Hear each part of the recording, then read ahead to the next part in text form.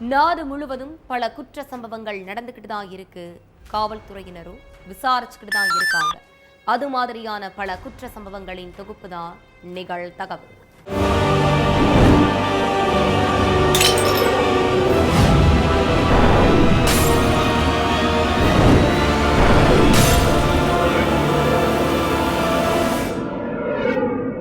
நிகழ்தகவு. இளம் பெண்ணை பார்க்க அவரது வீட்டிற்கு சென்ற 35 வயது இளைஞர் மரத்தில் கட்டி வைத்து இளைஞரை சரமாரியாக தாக்கிய கும்பல். குடிக்க தண்ணீர் கூட கொடுக்காமல் இளைஞரை அடித்தே கொலை செய்த கொடூரம். இளம் பெண்ணுக்கும் இளைஞருக்கும் இடையே என்ன உறவு? இளைஞரை அடித்தே கொலை செய்த கும்பல் யார்? நடந்தது என்ன?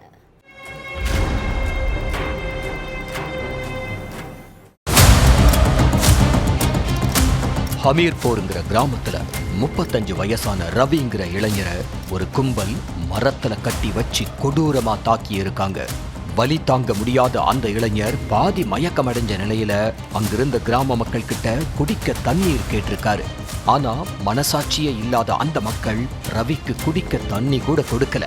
கையில கிடைச்ச கட்டை, கம்பு, இரும்பு ராடு எல்லாத்தையும் வச்சு ரவிய மறுபடியும் அடிச்சே கொன்னு இருக்காங்க அந்த கும்பல்.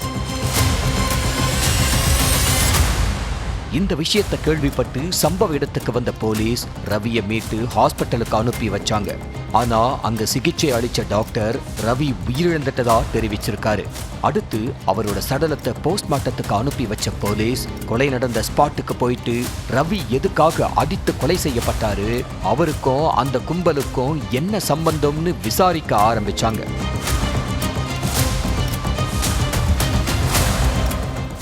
உத்தரப்பிரதேசத்தில் உள்ள பர்ச் கிராமத்தை சேர்ந்த ரவி ஒரு பிரைவேட் கம்பெனில வேலை செஞ்சிட்டு இருந்திருக்காரு.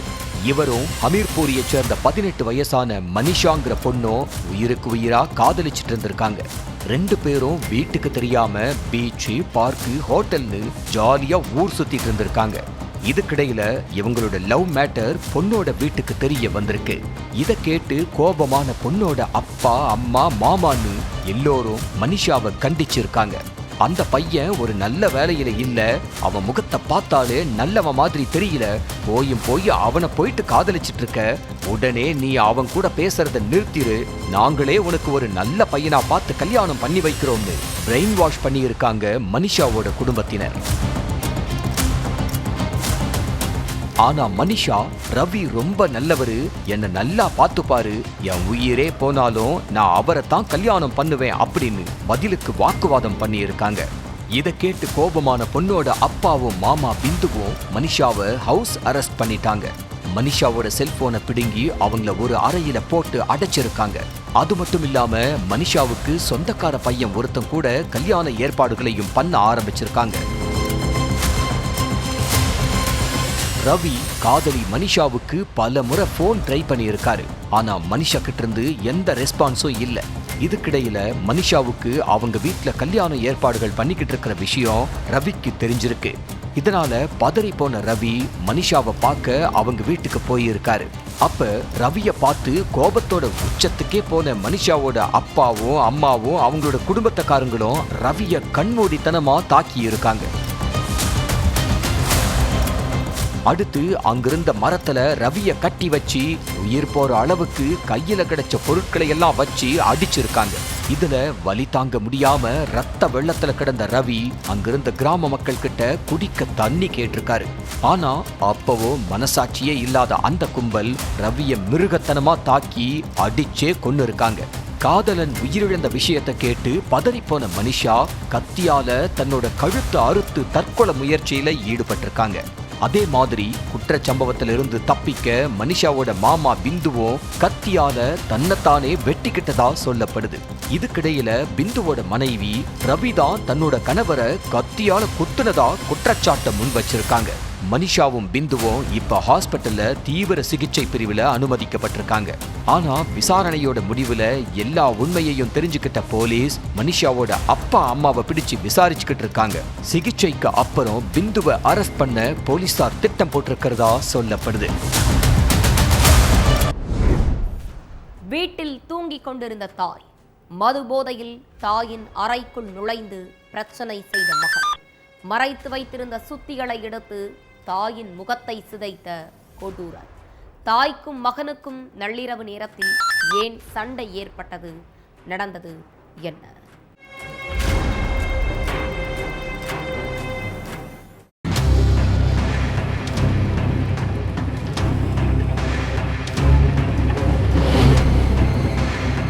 நள்ளிரவு நேரம் அனுமன் பள்ளி பகுதியில் உள்ள ஒரு வீட்டுல தனபாக்கியங்கிற பெண் படுத்து தூங்கிக்கிட்டு இருந்திருக்காங்க. அப்ப திடீர்னு அவங்க அறைக்குள்ள நுழைஞ்ச ஒருத்தன் சுத்தியலை வச்சு அந்த பெண்ணை சரமாரியா அடிச்சு முகத்தை சிதைச்சிட்டு தப்பிச்சு போயிருக்கான். தனபாக்கியத்தோட அலறல் சத்தத்தை கேட்ட அக்கம் பக்கத்து வீட்டுக்காரங்க எதுக்கு இந்த நேரத்துல தனபாக்கியம் இப்படி கத்துறான்னு பதறி அடிச்சுக்கிட்டு அவங்க வீட்டுக்கு ஓடி போய் பார்த்திருக்காங்க. அப்ப வீட்டுக்குள்ள தனபாக்கியம் முகம் செதஞ்சு போன நிலையில கொடூரமா உயிரிழந்து கிடந்திருக்காங்க. இந்த விஷயத்தை கேள்விப்பட்டு ஸ்பாட்டுக்கு வந்த போலீஸ் சடலத்தை மீட்டு போஸ்ட்மார்ட்டத்துக்கு அனுப்பி வச்சிருக்காங்க. அடுத்து நைட்டு நேரத்துல என்ன நடந்துச்சு, தனபாக்கியத்தை யாரு கொண்டாங்கன்னு அவங்களோட கணவர்கிட்ட கேட்டிருக்காங்க போலீஸ். அப்ப அவரு சொன்ன தகவல் தான் இந்த கேஸ்ல திருப்பு முனையா மாறி இருக்கு.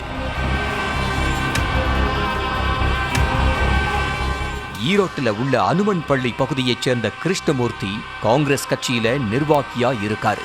இவருக்கு தனபாக்கியங்கிற மனைவியும் 2 மகன்களும் இருக்காங்க. இதுல தனபாக்கியம் அனுமன் பள்ளி முன்னாள் ஊராட்சி மன்ற பெண் தலைவரா இருந்திருக்காங்க. இந்த தம்பதியோட மூத்த மகன் செந்தில் கல்யாணமாக்கி தனியா வசிச்சுக்கிட்டு இருக்காரு. 2வது மகன் சந்தோஷுக்கு கல்யாணமாக்கி டைவர்ஸ் ஆயிருச்சு.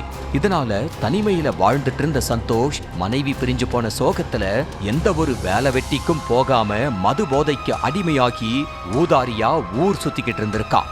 சந்தோஷோட அண்ணன் செந்தில் சுயமா சம்பாதிச்சு அதே ஏரியாவுல ஒரு புது வீடு கட்டிக்கிட்டு இருந்திருக்காரு. அவருக்கு கிருஷ்ணமூர்த்தியும் தனபாக்கியமும் பணம் கொடுத்து உதவி பண்ணிட்டு இருந்திருக்காங்க. இதுக்கிடையில தாய்கிட்ட பேச்சுவார்த்தை நடத்தின சந்தோஷ், அண்ணன் புதுசா கட்டுற வீட்டுக்கு நீங்களும் பணம் கொடுத்து உதவி பண்ணிக்கிட்டு இருக்கீங்க, அதனால அந்த வீட்டை என் பேருக்கு எழுதி வச்சிருங்கன்னு சொல்லி இருக்காரு. அதுக்கு உங்க அண்ணன் தான் அதிக பணத்தை போட்டு வீடு கட்டுறான், அதனால அவனே அந்த வீடை வச்சுக்கிட்டோம், அதுக்கு பதிலா பாட்டி வீட்டை உன் பேருக்கு எழுதி வச்சிடறோம்னு சொல்லி இருக்காங்க. ஆனா சந்தோஷ் அந்த முடிவுக்கு ஒத்துக்கவே இல்லை. அண்ணன் கட்டுற புது வீடு எனக்கு தான் வேணும்னு பிடிவாதமா இருந்திருக்காரு சந்தோஷ். அன்னையிலிருந்து டெய்லி மது போதையில வீட்டுக்கு வர்ற சந்தோஷ் தாய் தந்தை கிட்ட இது சம்பந்தமா தொடர்ந்து பிரச்சனை பண்ணிக்கிட்டு இருந்திருக்காரு. சம்பவத்தன்னைக்கு மறுபடியும் மது போதையில வீட்டுக்கு திரும்பி இருக்காரு சந்தோஷ். அப்ப மறுபடியும் தாய்க்கும் மகனுக்கும் பயங்கர சொத்து பிரச்சனை ஏற்பட்டிருக்கு. சண்டைக்கு அப்புறம் தாய் தனபாக்கியம் தன்னோட அறைக்கு தூங்க போயிட்டாங்க. ஆனா தாய் மேல கொலவெறியோட இருந்த சந்தோஷ் வீட்ல இருந்த சுத்தியலை எடுத்து நள்ளிரவு நேரத்துல தாயோட ரூமுக்கு போய் இருக்கான். அப்புறம் தாயோட முகத்தை அடிச்சே சிதைச்சிருக்கான் சந்தோஷ். இந்த விஷயத்தை கேள்விப்பட்டு ஸ்பாட்டுக்கு வந்த போலீஸ் தனிப்படை அமைச்சு தலைமறைவா இருக்கிற சந்தோஷ தேடிக்கிட்டு இருக்காங்க. சொத்து பிரச்சனையால பெத்த தாய மகனே அடிச்சு கொலை செஞ்ச சம்பவம் ஈரோட்ல பரபரப்பை ஏற்படுத்தி இருக்கு. டீ கடைக்கு சென்று கொண்டிருந்த ரவுடியை வழிமறித்த கும்பல். கண்ணுமைக்கும் நேரத்தில் ரவுடியை அரிவாளால் வெட்டி கொன்ற கொடூரம். காவல் நிலையத்தில் சரணடைந்த கொலையாளிகள் அளித்த அதிர்ச்சி வாக்குமூலம். 5 வருடங்களாக நீடித்த முன்பகை கொலையில் முடிந்தது விசாரணையில் அம்பலம். ரவுடியை வெட்டி கொன்ற கும்பல் யார்? இரு தரப்புக்கும் இடையே 5 வருடங்களாக நீடித்த பிரச்சனை என்ன?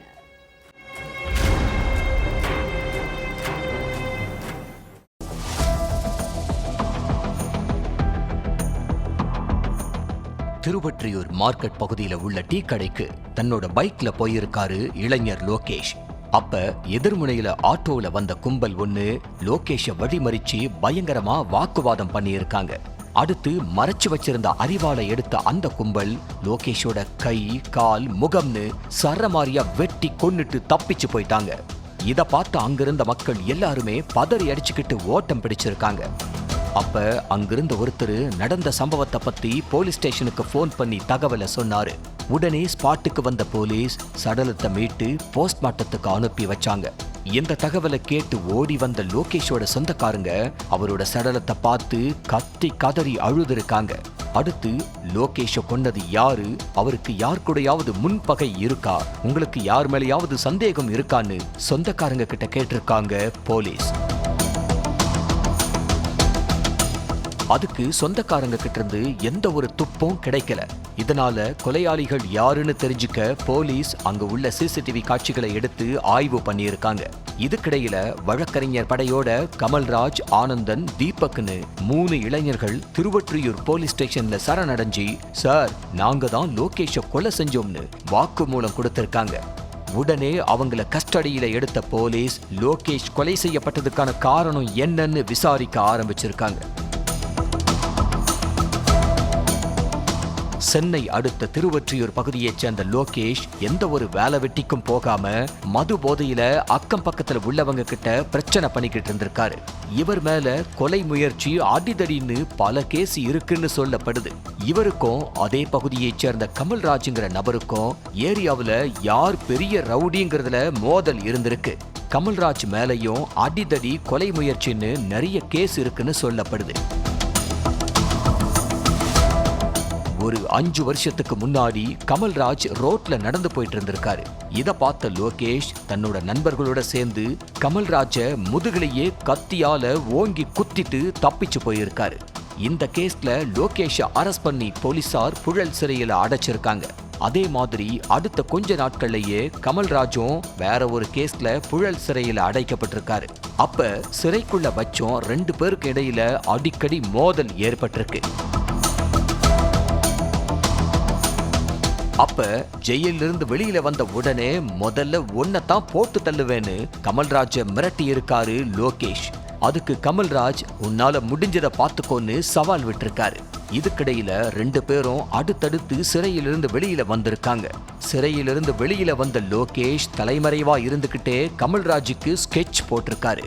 அவன் என்ன கொலை செய்யறதுக்கு முன்னாடி நாம லோகேஷ கொலை பண்ணிடணும்னு தன்னோட நண்பர்களோட சேர்ந்து முடிவு பண்ணியிருக்காரு கமல்ராஜ். அதுபடி லோகேஷோட நடமாட்டத்தையும் தீவிரமா கண்காணிச்சிட்டு இருந்திருக்காரு கமல்ராஜ். சம்பவத்தன்னைக்கு லோகேஷ் தன்னோட அப்பா வேலை பார்க்குற கடைக்கு போயிட்டு இருந்திருக்காரு. அப்ப அங்க வந்த கும்பல் அவரை வழிமறிச்சு அரிவாளால சரமாரியா வெட்டி கொன்னுட்டு தப்பிச்சு போயிட்டாங்க. இதனால அந்த இடமே பரபரப்பா இருந்திருக்கு. இந்த விஷயத்தை கேள்விப்பட்டு ஸ்பாட்டுக்கு வந்த போலீஸ் அங்கிருந்த பொதுமக்கள் எல்லாரையும் அப்புறப்படுத்தி இருக்காங்க. அடுத்து செய்தி சேகரிக்க வந்த செய்தியாளர்களையும் காவல் ஆய்வாளர் ரஜினீஷ் தடுத்ததா சொல்லப்படுது. அதுக்கப்புறம் போலீசார் கொலையாளிகளை தீவிரமா தேடிக்கிட்டு இருந்த நேரத்துல கமல்ராஜ், ஆனந்தன், தீபக்னு 3 பேரும் போலீஸ் ஸ்டேஷன்ல சரணடைஞ்சிருக்காங்க. அதுக்கப்புறம் அந்த 3 பேரையும் அரெஸ்ட் பண்ணி போலீசார் சிறையில அடைச்சிட்டாங்க. நள்ளிரவில் காவல் நிலையத்திற்கு வேர்க்க விறுவிறுக்க சென்ற இளைஞர் கூறியதை கேட்டு ஷாக்கான காவலர்கள். இரவோடு இரவாக கணவனின் கதையை முடிக்க மாஸ்டர் மைண்டாக செயல்பட்ட வில்லங்க மனைவி, ஏற்கனவே ஒரு கொலையை செய்துவிட்டு ஜாலியாக சுற்றி திரிந்த இளம்பெண் போலீசில் சிக்காமல் இருந்தது எப்படி? இளைஞர் காவல்துறையினரிடம் கூறியது என்ன?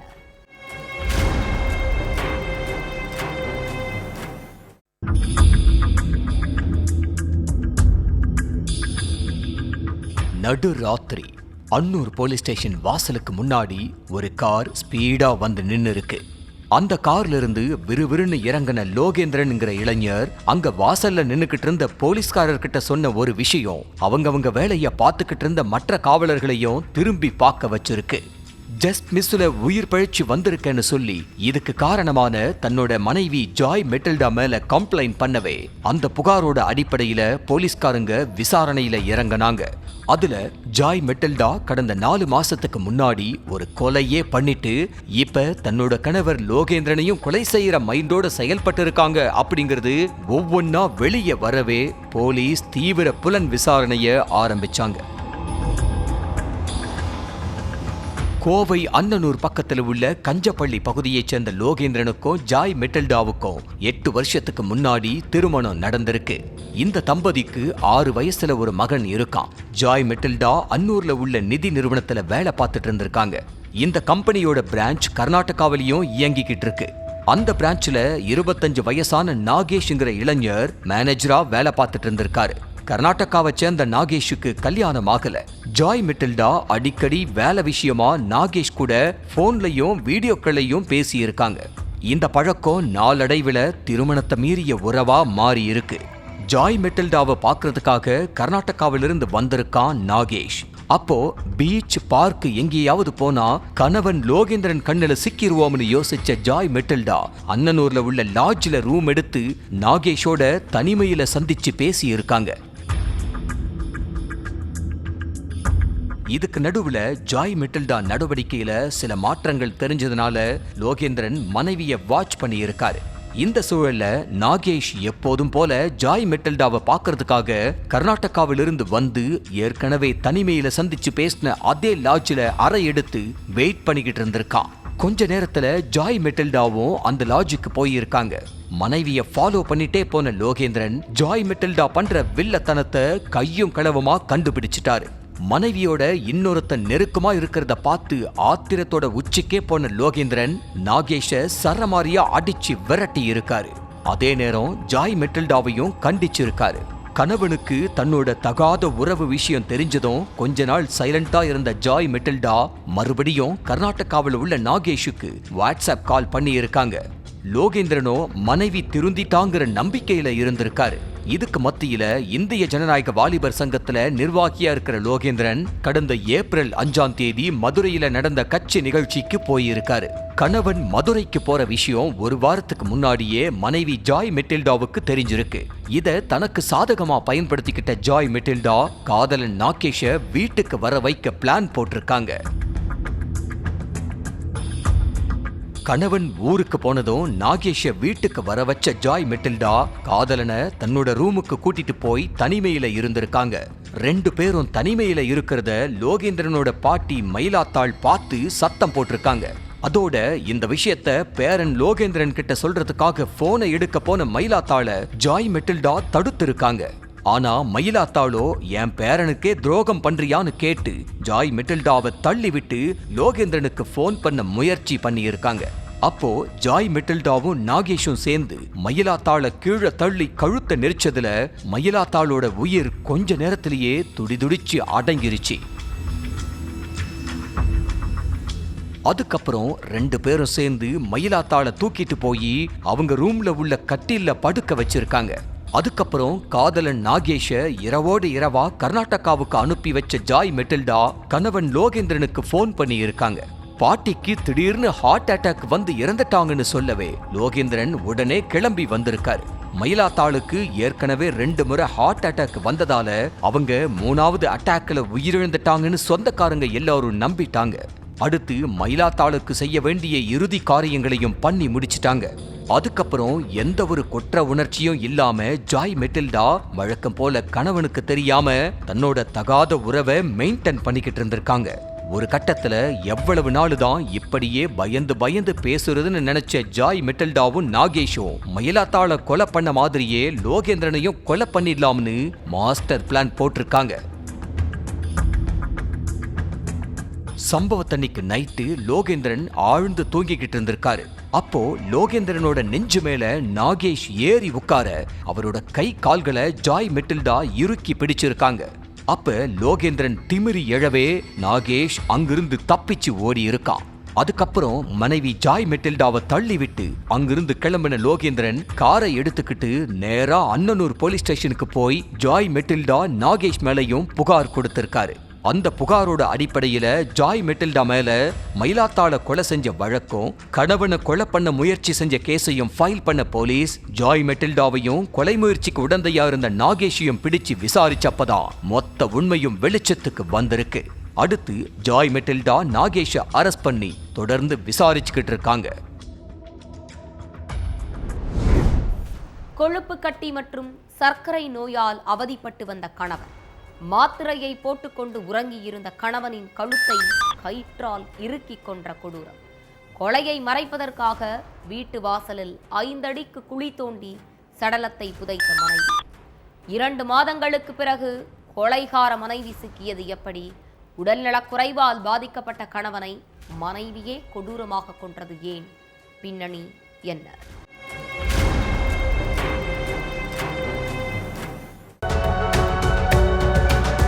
கணவரோட மருத்துவ செலவுகளை எல்லாத்தையும் மகாலட்சுமி தான் கவனிச்சிட்டு இருந்திருக்காங்க. ஆனா பழனிவேலுவுக்கு உடல் நலத்துல எந்த முன்னேற்றமும் ஏற்படலன்னு சொல்லப்படுது. ஏற்கனவே ரொம்ப வறுமையில் இருந்த மகாலட்சுமிக்கு கணவரோட மருத்துவ செலவுகளை சமாளிக்க முடியல. அப்படி கடன் வாங்கி பார்த்தா கணவனை காப்பாத்திடலாம்னு நினைச்சுதான் பல இடங்கள்ல கடன் வாங்கினதாவும், ஆனா பழனிவேலு உடல்நிலை நாளுக்கு நாள் மோசமடைஞ்சிட்டு வந்ததாவும் சொல்லப்படுது. பல இடங்கள்ல கடன் வாங்கி மருத்துவம் பார்த்தோம், கணவனுக்கு உடல்நிலை சரியாகலங்கிற வருத்தம் மகாலட்சுமிக்கு கோபமா மாறி இருக்கு. அந்த கோபம்தான் மகாலட்சுமிய கொலையாளியா மாத்தி இருக்கு. இதுக்கு மேலையும் கணவனோட மருத்துவ செலவுகளை சமாளிக்கிறதுக்கு தெம்பு இல்லைன்னு முடிவு பண்ண மகாலட்சுமி தூங்கிட்டு இருந்த கணவன் பழனிவேலுவோட கழுத்தை கயிறால இறுக்கி துடிக்க துடிக்க கொன்னு இருக்காங்க. தன்னோட 2 மகள்களையும் கூட்டு சேர்த்துக்கிட்டு தான் இந்த கொலையவே அரங்கேற்றி இருக்காங்க மகாலட்சுமி. இந்த சம்பவம் நடந்தது நடுராத்திரி 12:30 மணிக்கு. கொலையை மறைக்கிறதுக்காக மகாலட்சுமி மகள்களோட சேர்ந்து பிளான் போட்டிருக்காங்க.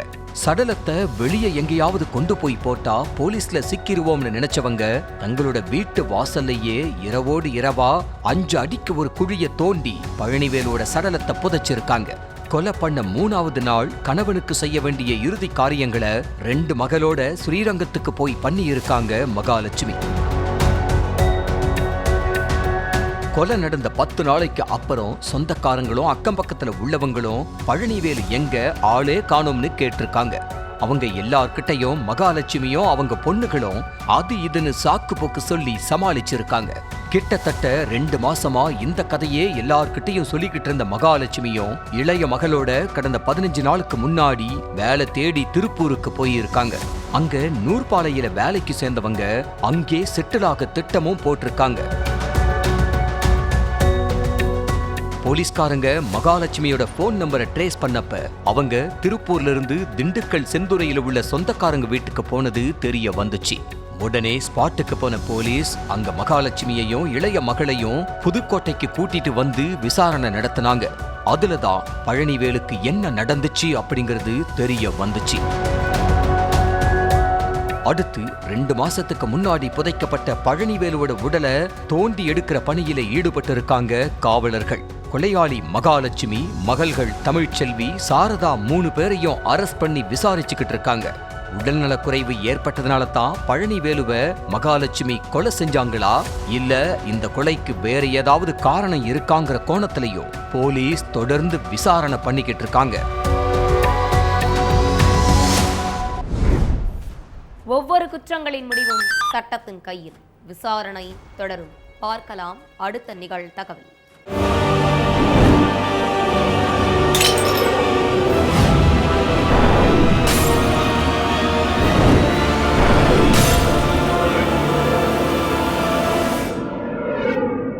நிகழ்தகவு